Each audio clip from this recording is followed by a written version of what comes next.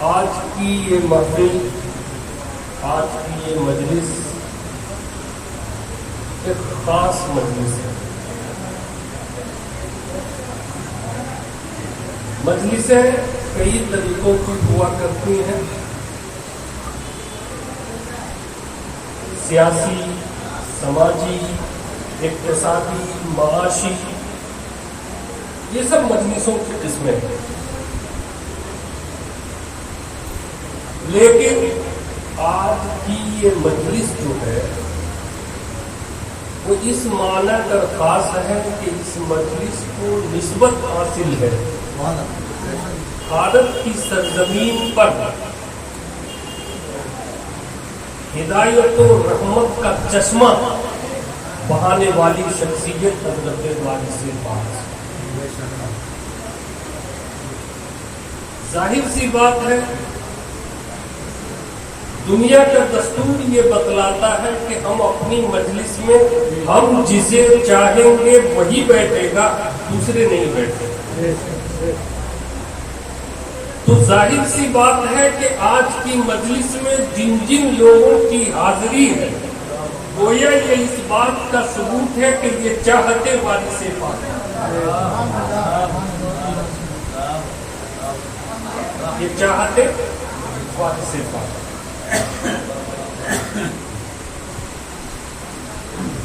دراصل آخر یہ وارث ہیں کیا؟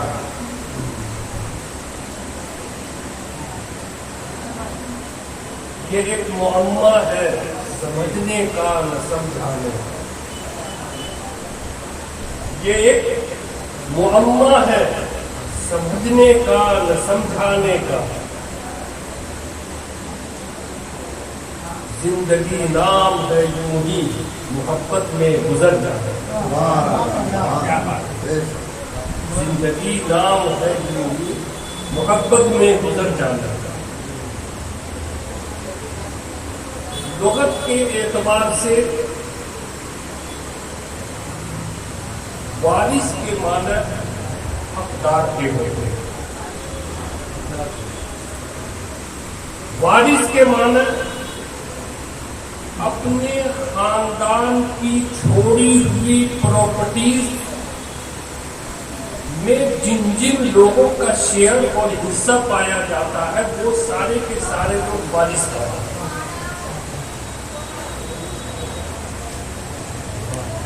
میں نے 4 لغتوں کو لفظ وارث کو تلاش کیا: فیروز اللغات، مصباح اللغات، مجموع اللغات اور لغات کشوری۔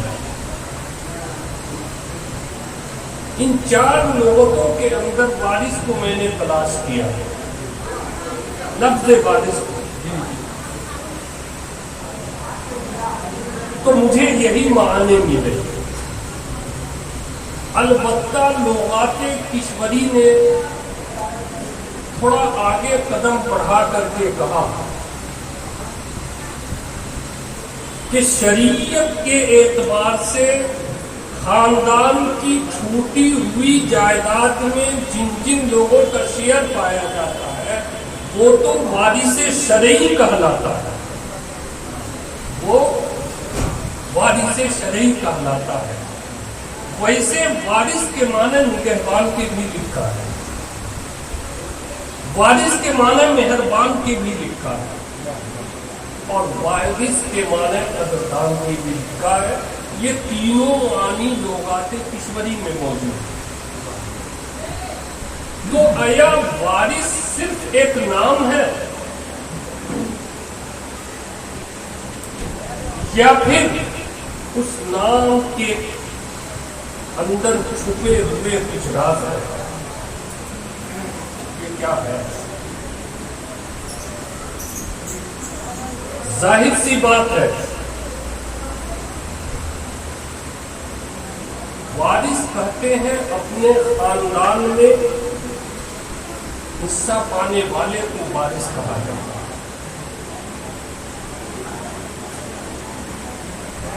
حضور سیدنا وارث پاک علی نور رحمت و رضوان کا تعلق خاندان کاظمی سے ہے۔ واقعات کربلا کے بعد حضرت زین العابدین کے دور میں 12 ائمہ اور 14 خانوادے ہوئے۔ ساری دنیا کے اندر اسلام کی صحیح شکل و شباہت اور وہ اسلام جس اسلام کو امام عالی مقام نے کربلا کے میدان سے زندہ کیا تھا، اس اسلام کو جو ساری دنیا میں پھیلانے کی ذمہ داری یہی 12 ائمہ اور 14 خانوادوں کی تھی، اور انہی 12 ائمہ اور 14 خانوادوں کی غلامی کے صدقے میں اولیاء کاملین جنم لیتے گئے۔ کوئی غوث اعظم بنا، کوئی غریب نواز بنا، تو کوئی وارث پاک۔ یہی تاریخ ہے۔ آپ کے والد محترم تاریخ بتلا رہی ہے سید قربان علی کاظمی۔ کاظمی یہ نسبت حضرت جو 12 امام میں سے ایک امام ہے حضرت موسیٰ کاظم، تو گویا کہ سیدنا وارث پاک کی نسبت سید امام موسیٰ کاظم سے ہے، اس لیے کہ آپ کے والد محترم کاظمی لکھ رہے ہیں۔ تو ظاہر سی بات ہے کہ جس خاندان سے ان کا نسبت ہے اس خاندان کی وراثت کو جاننا ہوگا، اس خاندان کی وراثت کو جاننا ہوگا، اس خاندان کی دولت کو جاننا ہوگا، اس خاندان کی مت چھوڑی ہوئی جائیداد کو جاننا ہوگا۔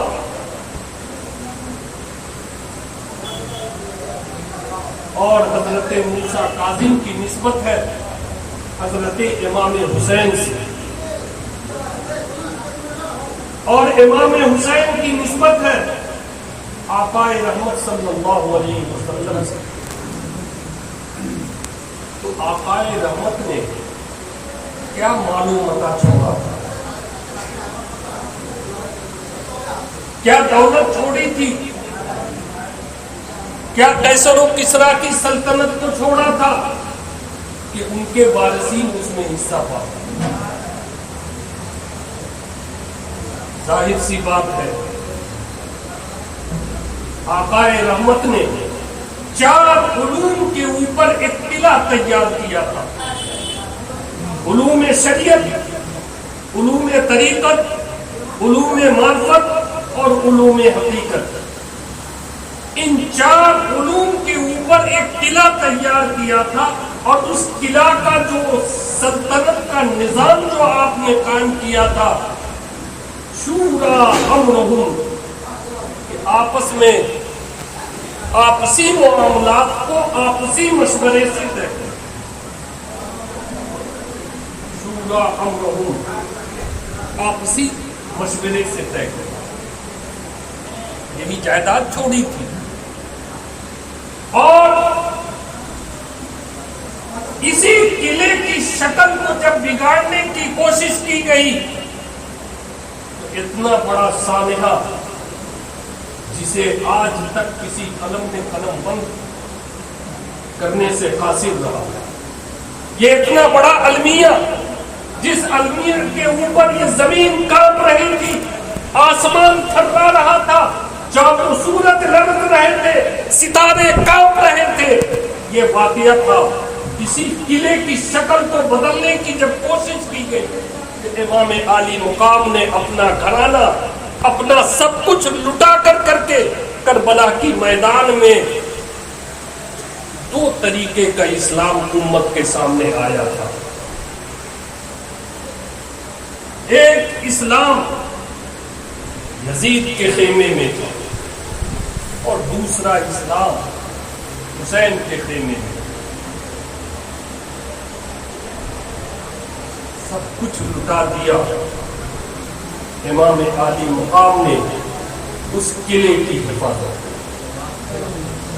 ظاہر سی بات ہے وراثت میں ملی شہادت، شہادت کے بعد دور آیا امامت کا تو وراثت میں ملی امامت، وراثت میں ملی قیادت، وراثت میں ملی ولایت. یہی تو وراثت میں ملی تھی، اس وجہ سے وارث پاک امامت کے وارث ہے، وارث پاک شہادت کے وارث ہے، وارث پاک قیادت کے وارث ہے، اور وارث پاک ولایت کے وارث ہے. یہ ان کے معنی سے میں ثابت کروں. وارث کے معنی ہی ہوا کرتا ہے اپنی خاندانی پراپرٹیز کے اندر حصہ پانے والا. تو ان کے خاندان کی جھولی میں اس کے علاوہ تھا کیا؟ پوری تاریخ کھنگال کر کے آپ دیکھیں، ان کے خاندان کی جھولی میں جو چھوڑی ہوئی جائیداد تھی وہ علوم شریعت تھی، علوم معرفت تھا، علوم طریقت اور علوم حقیقت. اور اسی دین کو آگے بڑھانے کے لیے امامت، قیادت، شہادت مسائل تھے تو خاندان میں یہی تھا. چنانچہ اپنی خاندانی روایت کے مطابق حضرت قربان علی کاظمی علیہ الرحمۃ والرضوان جو حضور وارث پاک کے والد محترم ہیں، آپ فرماتے ہیں کہ بے سر و سامانی کے عالم میں میرے جد امجد، میرے پروج امام عالی مقام نے مدینۃ المنورہ کو الوداع کہا، مکۃ المکرمہ کو الوداع کہا،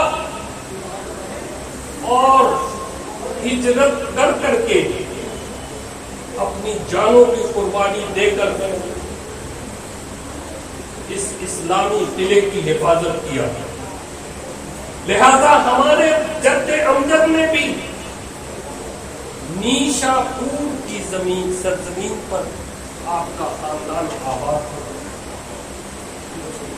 1657 عیسوی میں آپ کے پردادا 1657 عیسوی میں نیشا پور سے ہجرت کا ارادہ کیا.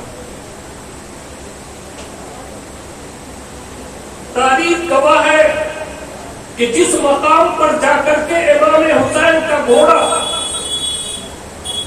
آگے بڑھانے کے باوجود جب نہیں بڑھا تو امام عالی مقام نے ایک بزرگ صحابی سے جو 72 میں سے ایک فرد تھے ان سے پوچھا کہ یہ کون سا مقام ہے؟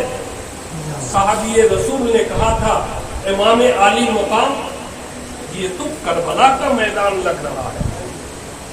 تو حضرت امام حسین نے کہا یہی میری منزل ہے، اترو اور خیمے سے ڈالو. حکم الہی سے میرا گھوڑا آگے نہیں بڑھ رہا تھا کہ حسین تجھے تو منزل تک پہنچانے کی ذمہ داری مجھے کی گئی تھی، تیری منزل پہ میں آ کر کے کھڑا ہوں.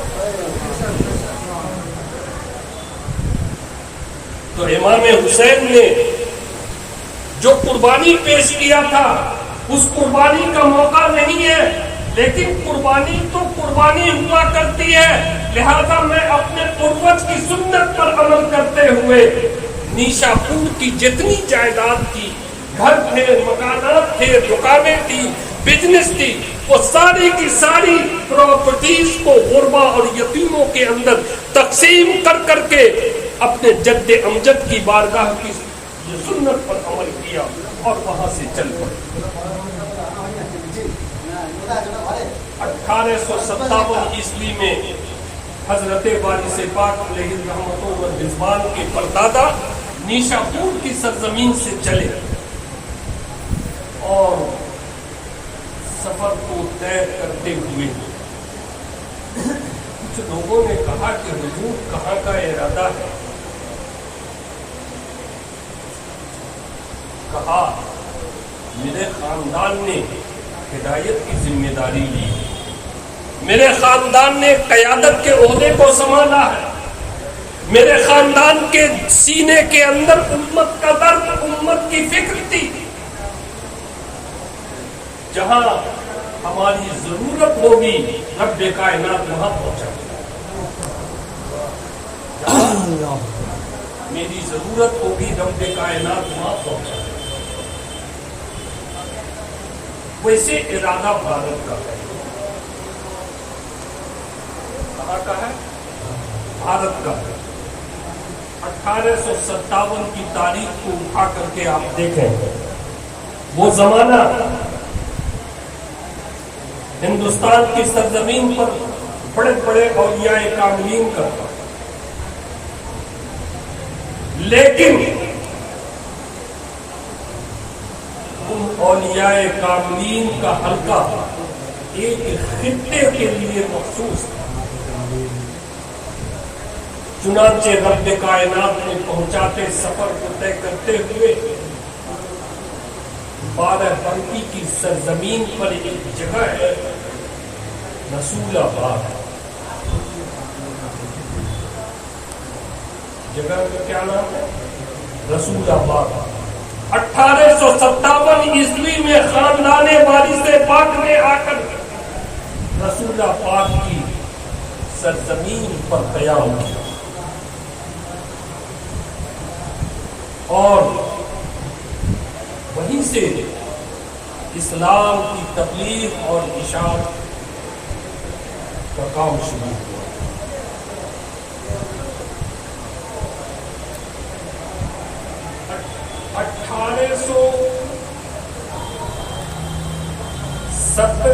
عیسوی کے اندر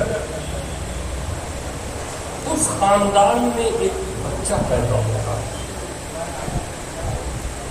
1817 عیسوی کے اندر اس خاندان میں ایک بچہ پیدا ہوتا ہے،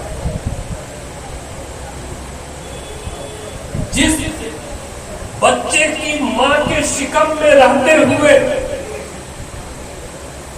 نہ جانے کتنے بڑے بڑے مجذوب اور کتنے بڑے بڑے کتب و ابدال وہاں سے گزرتے تھے اور قربان علی کو مبارکبادی دے کر۔ ایک مرتبہ کا واقعہ ہے کہ بعد نماز فجر قربان علی علیہ الرحمہ حضور غوث والد پاک کے والد محترم قرآن مقدس کی تلاوت کر رہے ہیں۔ کہا تو ایک مجذوب آیا اور سلام کیا۔ حضرت قربان علی کچھ ہاتھ میں لے کر کے صبح کا وقت ہے، کوئی سائل آیا ہے، یہ سیدوں کی صفت ہے کہ ہمارے در سے کوئی خالی نہ جائے، ہمارے در سے کوئی خالی نہ جائے۔ تو حضرت قربان علی اپنے ہاتھوں میں کچھ لے کر کے باہر آئے، کہا اپنی مٹھی کو بند ہی رکھنا، میں تجھ سے کچھ لینے نہیں آیا، میں تجھ سے کچھ سوال کرنے نہیں آیا۔ ارے تو قرآن کی تلاوت کر رہا ہے، ارے رب کائنات نے تو تجھے اتنے بڑے اعزاز اور اتنے بڑے عہدے سے نوازا ہے کہ تیرے نسل سے قرآن کی ہدایت بانٹنے والے کو جنم دے گا، قرآن کی ہدایت دینے والے کو جنم دے گا۔ حضرت قربان علی فرماتے ہیں کہ میری سمجھ میں یہ بات نہیں آئی، میں نے صرف مسکرا کے استقبال کیا اور وہ چلے گئے۔ چنانچہ 1817 عیسوی میں حضرت قربان علی کی یہاں ایک لڑکا پیدا ہو رہا ہے۔ اب نام رکھنے کا مسئلہ ہے۔ حضور پاک صلی اللہ علیہ وسلم نے ارشاد فرمایا کہ اے میری امت، تم اپنے بچوں کا نام عمدہ سے عمدہ رکھنا۔ کیا رکھنا؟ عمدہ سے عمدہ۔ یہ چونکہ نام کا مسئلہ معاملہ آیا، اس وجہ سے نام کے تعلق سے شریعت کا جو حکم ہے میں چاہتا ہوں آپ کے سامنے رکھوں. اور حضور اکرم صلی اللہ علیہ وسلم ارشاد فرماتے ہیں کہ نام اچھا ہونا چاہیے معانی کے اعتبار سے. معانی کے اعتبار سے تو ایسے نام رکھا کرو جو معنی کے اعتبار سے افضل ہو، بہتر ہو، اس لیے کہ نام کا اثر مسمى بہی پر، یعنی جس کا نام رکھا جاتا ہے اس پر اس کے نام کے اثرات پڑتے ہیں. ظاہر سی بات ہے جب تک امتوں نے فاروق، عبداللہ، مسعود، ابو العاص اس طریقے کے نام رکھے تھے اس وقت تک یہ قوم زندہ تھی. اور جب اس قوم نے اپنے بچوں کا نام گڈو، پپو، ڈبا، اگڑم، بگڑم رکھنا شروع کر دیا تو آج اتنا برا اثر اس قوم کے اوپر پڑا کہ اس قوم کا وقار فٹ بال کی طرف اچھالا جا رہا ہے ساری دنیا کے اندر. اس سرزمین کے اوپر اگر کوئی مظلوم قوم ہے تو نوجوانوں کو تمہاری قوم، اگر کوئی رسوائے زمانہ، اگر کوئی جماعت ہے تو نوجوانوں وہ ہماری جماعت ہے. اس وجہ کر کہ ہم نے چاہتے مصطفیٰ کے خلاف اپنے بچوں کا نام رکھنا شروع کر دیا تو رحمت مصطفیٰ سے یہ ہم اور آپ محروم کر دیا.